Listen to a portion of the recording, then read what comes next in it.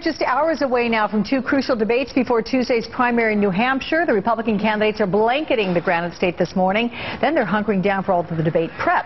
Among the issues they're likely to face are taxes, spending, and jobs, which brings us to today's edition of Fact or Fiction.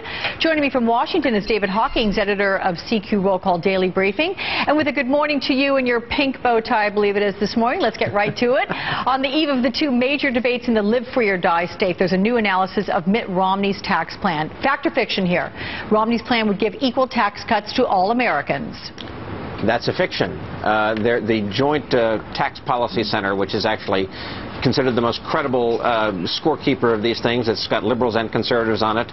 Their assessment is that the richest, the millionaires, would get a tax cut averaging between 7 and 15%, depending on their tax returns, about $150,000. The tax cut would get smaller and smaller as you go down in income level. It'd be about 2% for people in the middle class, $50,000 to $75,000, and actually the poorest would get a slight tax increase of maybe a couple of $100. Okay. How about the Santorum momentum, which is bringing some new scrutiny to the former Pennsylvania senator's record while he was in Washington and the federal dollars that he brought to his home state? Here's the fact or fiction question. Santorum demanded more than $1 billion in earmarks. That's a fact. Rick Santorum was many things to conservatives. He was a virtuous culture warrior during his dozen years in the Senate, but he also was in favor of earmarks. He's unapologetic about it. He spoke last night in New Hampshire defending this, saying this was the job. It's the job of a member of Congress to try and bring home a fair portion of the tax dollars to their state.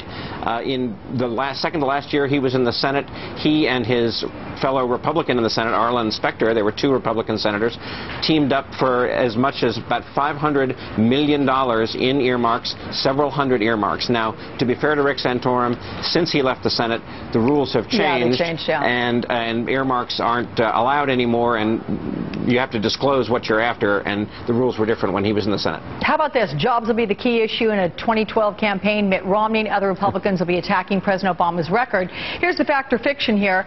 Since the end of the recession in June 2009, 1.2 million jobs have been created.